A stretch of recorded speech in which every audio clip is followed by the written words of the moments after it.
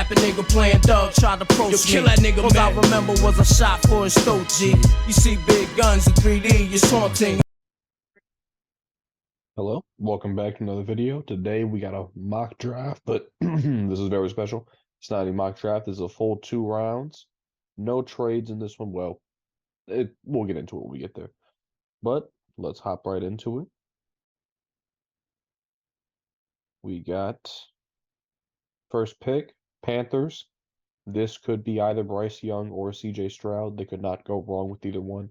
I believe both of these players will be great quarterbacks for years and years to come. However, it is my hunch that they are favoring CJ Stroud. And yeah, that's who I think will go number 1 overall.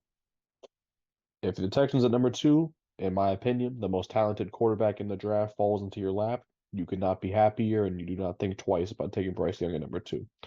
Number 3, I have the Cardinals. I cannot stand all the people who are saying the Cardinals should trade out of this pick. I think that's completely ridiculous when you have, in my opinion, the best player, not just in this draft, but possibly the best prospect, offense or defense, in the last several years in Will Anderson. I think Will Anderson would have been the first overall pick last year.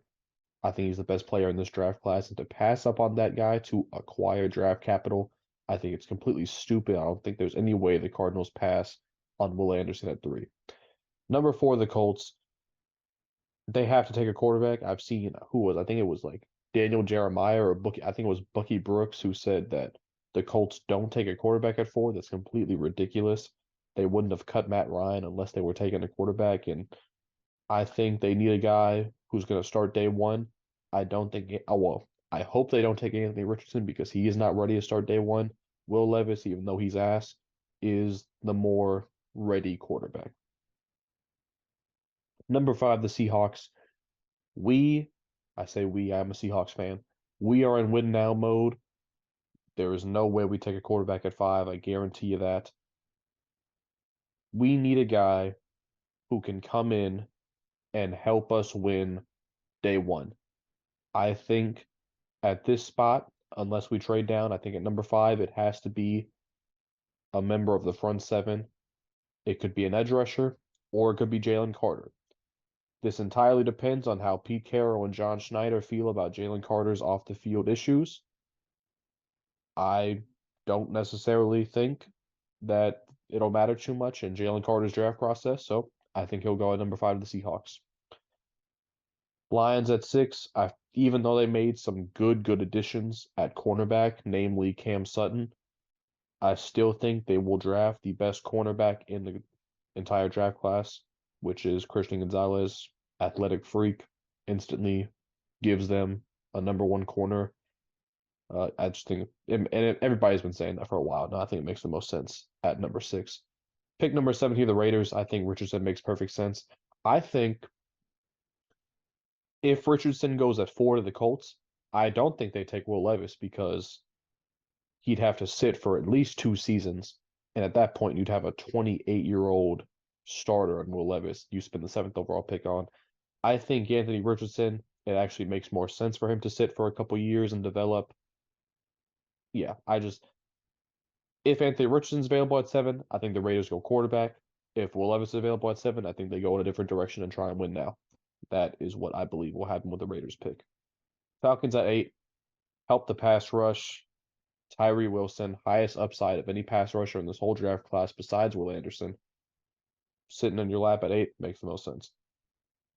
Bears at 9, I don't see a world, and you'll see in this entire draft class, I think the Bears just absolutely stack up on offensive line because Justin Fields got murdered last season. And the most solid prospect as an NFL left tackle is Paris Johnson. Skoronski is the best offensive lineman in this draft, but he could translate to interior better than as a tackle. So I think Paris Johnson's the safest pick as a tackle for the Bears. Eagles here, corner is very available with guys like Joey Porter, but they brought back both of their corners, James Bradbury and Darius Slay. They lost members of their front 7, namely Javon Hargrave. And they have other guys, Fletcher Cox, Brandon Graham, who are getting very, very old. Howie Roseman loves to draft offensive and defensive line. Maybe this is an offensive lineman. Skoronski available. That would be a very, very good pick. However, I'm going to go with the defensive line. Add some more youth in there. Myles Murphy, one of the most solid prospects. Actually, I had this entire thing written down. I think I'm going to change it on the spot. Okay, let's go. Let's go. This this changes everything for me, but I think looking at it now, Lucas Van Ness has the higher upside as a pass rusher. He has a better ability to kick inside than Myles Murphy, and this is going to change everything. But let me just throw this away now, I guess, and let's get into it from here.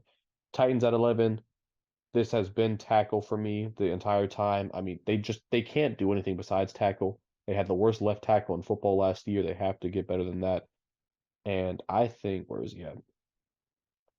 Broderick Jones out of Georgia. He just matches their play style perfectly. Just a mauler in the run game with Derrick Henry. Instant upgrade at left tackle. Makes the most sense at 11 for me. The Texans here, I could have understood maybe Lucas Van Ness. I could understand a Myles Murphy in this situation with a defensive-minded head coach and DeMeco Ryans. However, I think you got to give whichever quarterback you get a number one wide receiver. For me, that's Quentin Johnston. If CJ Stroud would have fallen to 2, then I could very much hear an argument for Jackson Smith and Jigba here at this pick to keep that chemistry together. But I think Quentin Johnston is the best receiver in this draft class and instantly is going to be a great target for, in this situation, Bryce Young. Jets at 13, Skoronski. I think it's been Skoronski every single mock draft I've done because it just makes the most sense. He's the most talented offensive lineman. To get him at 13, there's just no need to think about that. Patriots at 14, with the top 3 tackle prospects gone, in my opinion. I've seen a lot of people mocking tackle to them, but I still think their biggest need is corner, a true number 1 boundary corner. And for me, that could be Joey Porter. It could be Devon Witherspoon. Devon Witherspoon, he just feels like a Patriots player to me. I've said that before. I don't know what it is, but I don't know. I just think he fits their play style for some reason more than Joey Porter, even though I do think Joey Porter is the better prospect. Packers at 15. What do I give the Packers here? They haven't drafted a wide receiver in the first round in a very, very, very, very, very long time. Do they do it the moment Aaron Rodgers leaves? That would be hilarious. But I think they are going to do it, actually. So let's get into that.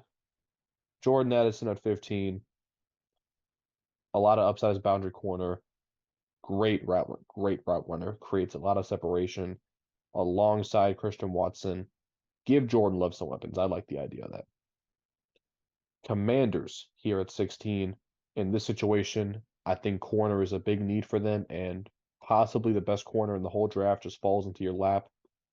Makes perfect sense. Steelers fans would cry in the situation. Joey Porter, 1 pick away from them.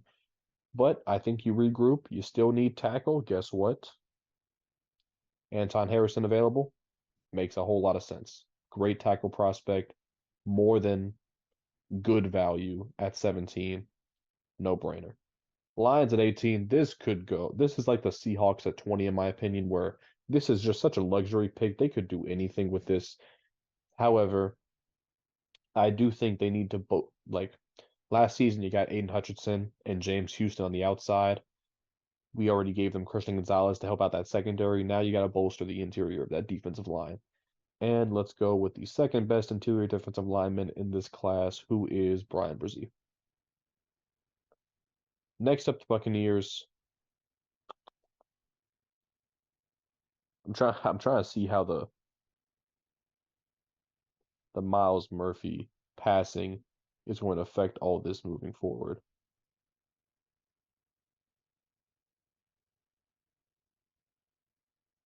It's going to affect a lot. I'm just saying it right now. Okay. So Buccaneers here. I still think they take a corner. I think losing Sean Murphy-Bunting. They kept Jamel Dean, but they lost Sean Murphy-Bunting. Tackle is apparently a big need for them as well, though. But there's just If Anton Harrison was available, I would understand that at 19. But I think taking a tackle at this spot would be reaching, but I do not think you'd be reaching to take Kelee Ringo here at 19. The most upside of any corner in this whole class, potentially alongside Christian Gonzalez. Just from the physical profile, he's only lost one game in his career as a starter in college. It just makes the most sense at 19. Seahawks at 20, like I said, this is a luxury pick. They could go absolutely anywhere. I had them taking O'Cyrus Torrence here, the best interior offensive lineman. But with Myles Murphy falling in this situation, falling very far, I just think it's a great situation. I mean, he's in play at number 5 to the Seahawks. So for him to fall all the way to 20, this is a no-brainer. You just can't pass on that. And the Seahawks immediately just bolster that front seven from a year ago. Chargers at 21. I understand that Austin Ekeler has not been traded yet, but Bijan Robinson on the board, just do it. Why pay Austin Ekeler when you can upgrade? I think Bijan Robinson could be a top 10 running back in football next year, especially on a high-powered Chargers offense. Just do it. Just trade Austin Ekeler and draft Bijan Robinson. Next up, the Ravens. I think it has to be a wide receiver. Jackson Smith-Njigba available. Don't even think about it. Just don't. Vikings here, it could be receiver. But the top 3 are off the board. Zay Flowers, Josh Downs, Jalen Hyatt, all first-round caliber players, in my opinion. But I think you also have a big need in the secondary, and I think Brian Branch is I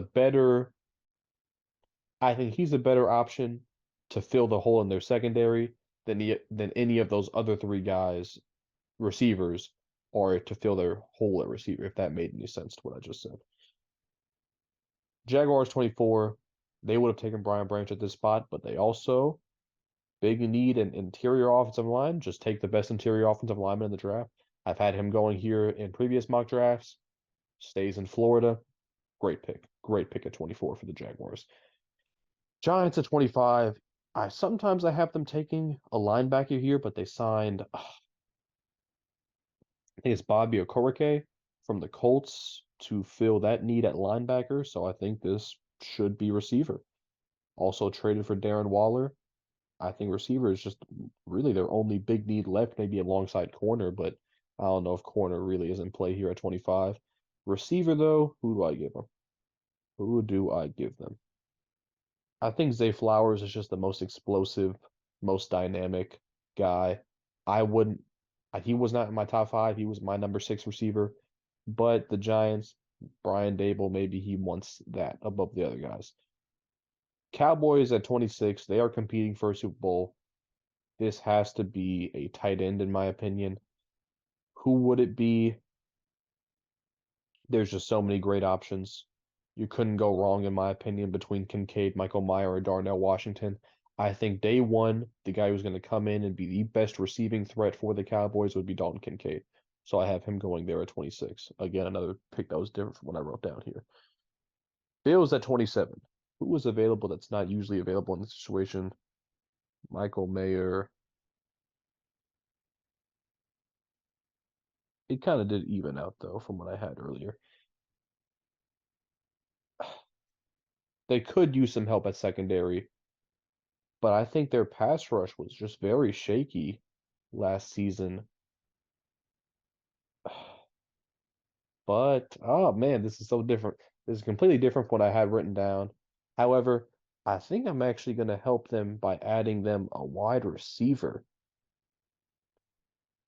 Somebody who can go underneath, because you already have Gabe Davis and Stephon Diggs as the deep threats. I'm going to give him Josh Downs. Also a deep threat, a little undersized, though, can play in that slot, really help them out. Because their offense, for as good as it is on paper, it's stalled way too often in the playoffs. So add a bit of versatility there. And this is so different from what I had written down. Okay. Now we'll stop mentioning that. Bengals 28. They could use some help at tight end pass rush, secondary. Michael Mayer, Nolan Smith, Cam Smith, all available. Pick your poison. Whichever way you want to go, I would not argue with. I would give them Nolan Smith, though, in this situation. Opposite side of Trey Hendrickson, instant boost to that pass rush. Saints at 29. I think Alvin Kamara's time is done in New Orleans based on the Ray Rice situation, Ray Rice-esque situation in the elevator, him beating a man to near death. Let's just go with Alvin Kamara 2.0. That's Jahmyr Gibbs at 29. Eagles at 30. I gave them Lucas Van Ness at 10. Cam Smith just happens to be available in the situation. Go ahead. What a draft that would be for the Eagles in the first round. Cam Smith and Lucas Van Ness. Chiefs, this will only be a receiver as long as I'm doing these drafts. You have some good options at pass rush. However, I mean, you could draft a tight end to be the eventual successor to Travis Kelce, but this will only be wide receiver because that's just too exciting to think about. In this situation, who would it be? Jalen Hyatt is the best receiver on the board by a mile. Best deep threat in the whole draft. Giving him to the Chiefs is scary to think about. Steelers 32. I already gave them the tackle with Anton Harrison. Here, their other biggest need, corner, linebacker. Deonte Banks, I don't know enough about him. He is not a top 5 corner on my board, but he has been shooting up draft boards as of late. He is available. One of their biggest needs. Makes sense. Texans 33. I have not given them defense yet. I think they have to take defense here. And Will McDonald available or Kalijah Kancey? Actually. Will McDonald, Kalijah Kancey. I've heard more positive things about Will McDonald. I would give him to the Texans at 33. Cardinals 34. This could be a lot of things. This could be a lot of things. I think they need help in a lot of places. Let me take a look, actually, because they could go offensive line. They could go defensive line, secondary. You could take Michael Mayer. No, that wouldn't make sense. Is there an interior offensive lineman that makes the most sense here? Steve Avila, John Michael Schmitz. This is a tough one. I'll give him Steve Avila. It's a boring pick, but they need help. Interior offensive line that would help the run game. It's a boring pick, but it's a smart pick. Colts here, they need offensive line. Their offensive line was god-awful last year. It would be nice to give Will Levis a weapon here, but I think the smart pick is to shore up the offensive line and take Darnell Wright. And if you've seen the thing that happened with him in regards to like an OnlyFans model or some IG model, something like that, massive W taken by Darnell Wright in that situation. Rams at 36. They will have the worst defense in football next season. Guaranteed. Charles Barkley guaranteed even. I'll go that far as to say it. What do? Do you take an undersized defensive tackle from Pitt? I think you do.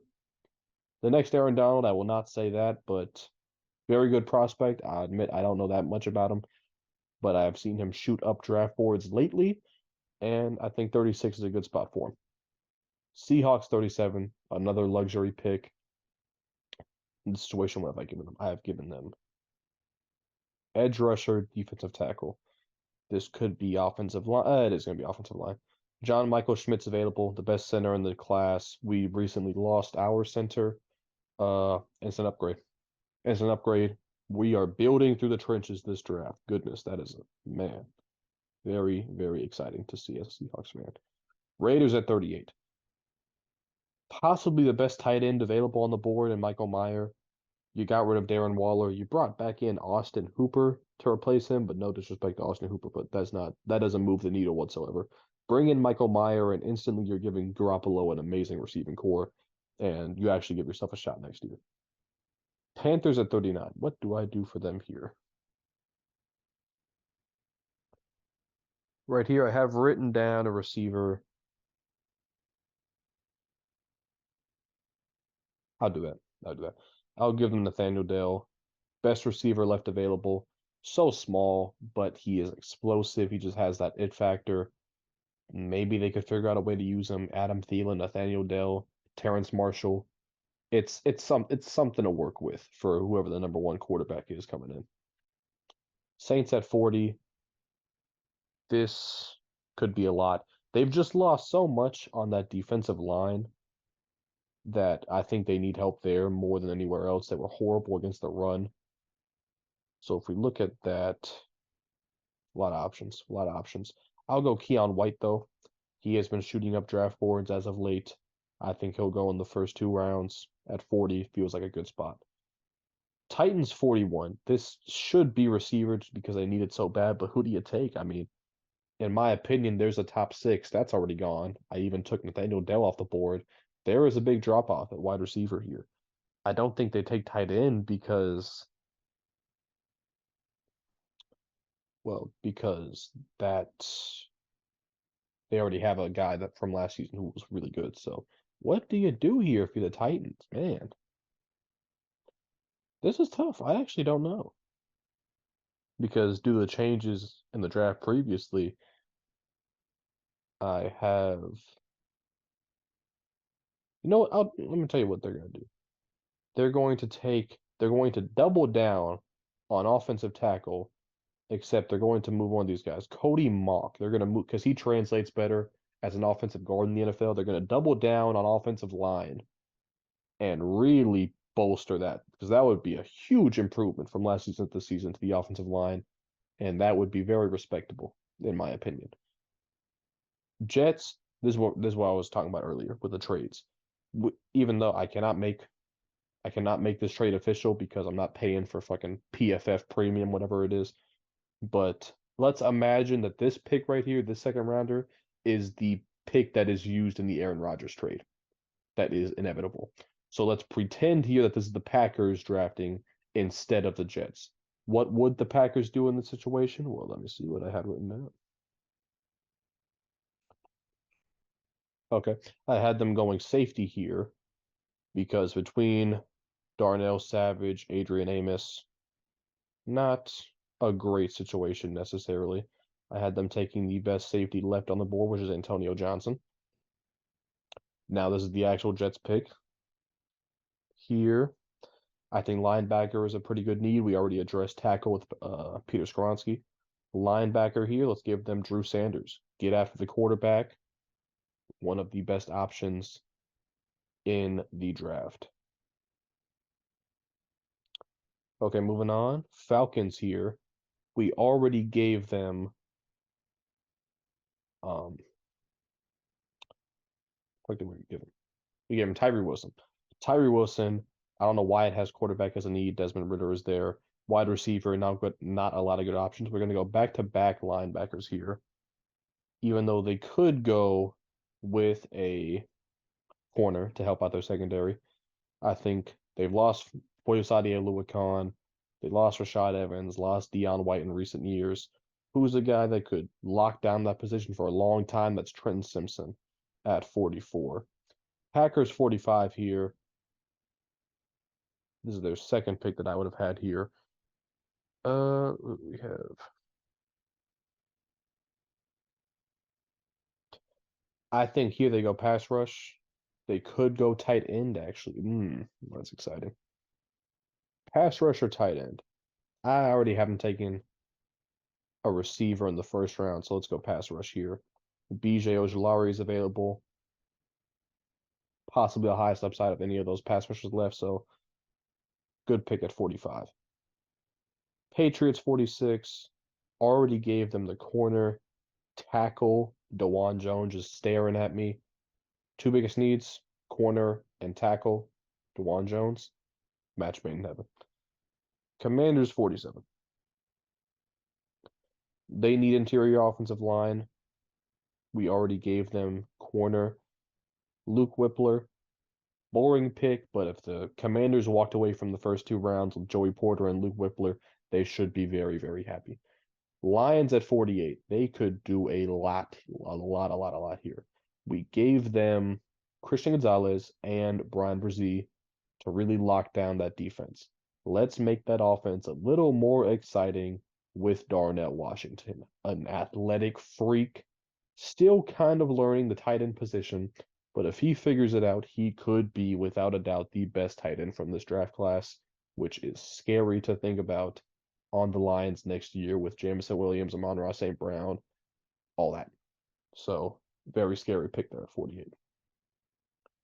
Steelers 49. I will go linebacker here. They lost. Did they lose Miles Jack? Well, he was just not good last year either, but I think they need some help here. Jack Campbell, best linebacker available. Instant upgrade. Can get after the quarterback. Possibly their starting linebacker for the next decade if things go well. Buccaneers at 50. This is interesting because it could be a running back, but they also need help on the offensive line. Or it could be what I'm going to give them, which is tight end. It also kind of helps, that offensive line, that blocking issue, but they just need a pass catcher at tight end. That's not Gronkowski out of retirement again. Luke Musgrave, legendary deep tight end class here, possibly. Luke Musgrave, a part of that. Dolphins first pick. They also need a tight end. We're gonna double dip here. Make sure, yep. Going tight end again, Sam Laporta, a part of this top 5, if you ask me, as far as tight ends are concerned. And yeah, they're not going to pay Mike Gesicki. Sam Laporta, as a 51st overall pick, is a very, very cheap replacement to Mike Gesicki. Seahawks 52. There are a lot of players here that could help my team. Emmanuel Forbes, Mozzie Smith, Andre Carter, Sidney Brown, Zach Charbonnet. A lot of players here. But none of them could make the same impact that Hendon Hooker could make potentially down the line. I think Hendon Hooker is the 3rd best quarterback in this class and the 4th best prospect at quarterback, at least. To sit 2 years behind Geno, he would come in, he would be a 28-year-old starter. I get that. But we have a lot of picks. I would be more than willing to gamble on Hendon Hooker with our 4th pick in the draft. So that would be an excellent draft in the first 2 rounds to walk away with Hendon Hooker at 52. Bears 53. Like I said earlier, I think they just continue to stack up that offensive line. You cannot go wrong. You just can't go wrong with offensive line in the draft. At least the merit of it. Joe Tippmann, one of the best centers in the class, 53, good spot for him. Chargers 54. I did not give them, or did I give them? I gave them Bijan. I think receiver makes sense here.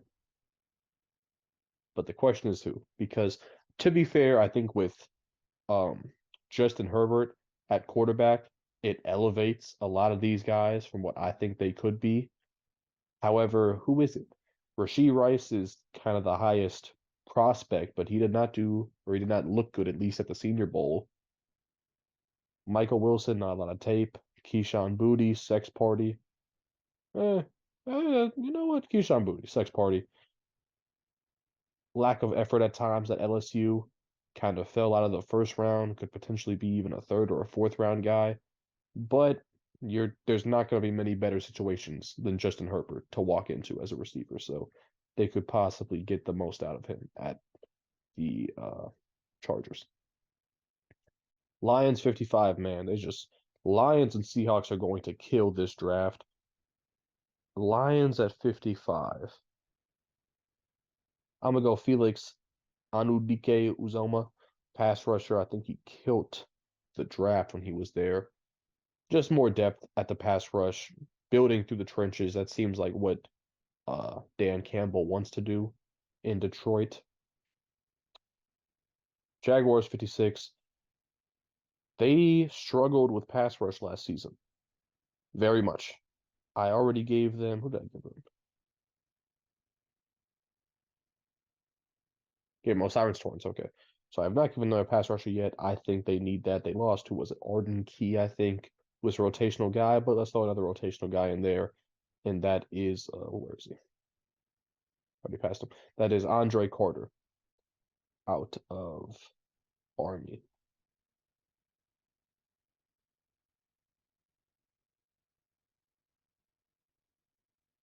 Pardon me, let me make sure.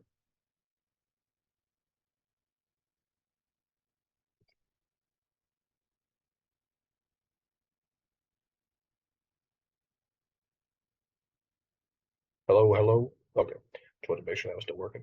Okay. Where did I leave off? Andre Carter, possibly a rotational pass rush player, could help out the Jaguars in the long run. Giants at 57. I already gave them, I gave him a receiver, did I not? I think I gave him Zay Flowers. Yes, gave him Zay Flowers. Linebacker no longer need anymore. So we move on to secondary. Who would that be? Could be Emmanuel Forbes, Tyreek Stevenson. But I will go with Emmanuel Forbes. Just the best available. They need cornerback. He's the best on the board. Might not even be available at 57 in the actual draft. Cowboys at 58. This is an exciting one. I'm going to go with the Zeke replacement, but I mean, he's already better than Zeke. Zach Charbonnet last year in college would have been better for the Cowboys than Zeke was last season. He will do more with 160 carries next season than Zeke did last season with 230, whatever it was. He's just that good. He is such a good prospect as a running back. Bills at 59. I have them taking a corner, but that was because earlier I had them taking a pass rush. I did not give them pass rush earlier. Do I still give them a corner though? Yes, because Tyreek Stevenson's available. Okay, it makes sense. Give them a corner. Help with that depth. Bengals at 60. Gave them Nolan Smith. Corner is a need for them, but so is tight end, but that's not available. This is tough. I'll go corner. Or do I? I'll go corner. I'll go corner. Who's available? I mean, Julius Brents has been talked about the most out of all these guys lately. DJ Turner ran like a 4.2, 740 or whatever it was, but Julius Brents, possibly the best corner on the board at 60. Bears, I will finally not give them offensive line. Instead, I will go to the other side of the ball, still remaining in the trenches. That's Mazi Smith. I don't know much about Mazi Smith, but I have seen him shoot up draft boards. And since the Bears have been so linked to Jalen Carter, they obviously have a need there in the middle of that defense. So let's fill that need at the end of the second round with the guy who could possibly be worth a lot more in the long run. Eagles 62. Here I'll fill a need that may not be there.